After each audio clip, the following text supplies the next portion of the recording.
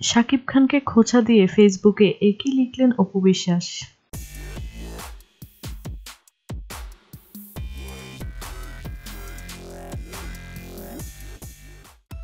সম্প্রতি একটি নিউজ প্রকাশিত হয়েছে, যৌথ প্রযোজনা থেকে এগিয়ে রাজনীতি।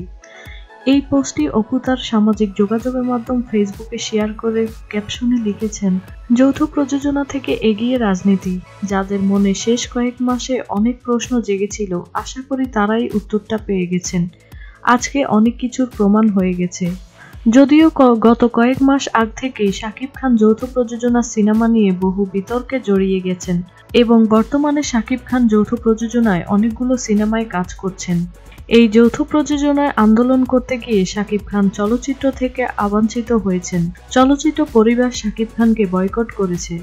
স্ত্রী হিসাবে অপুও পারলেন শাকিব খানকে শেষ পর্যন্ত খোঁচা দিয়ে কথা বলতে।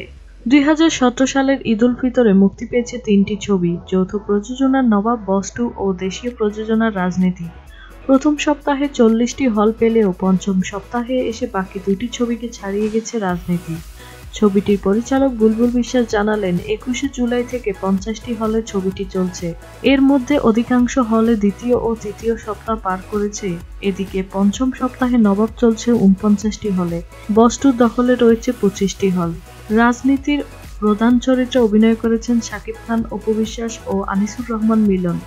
আমাদের ভিডিওটি যদি আপনাদের ভালো লেগে থাকে তাহলে অবশ্যই আমাদের চ্যানেলটি সাবস্ক্রাইব করবেন এবং ভিডিওটি দেখার জন্য সবাইকে ধন্যবাদ।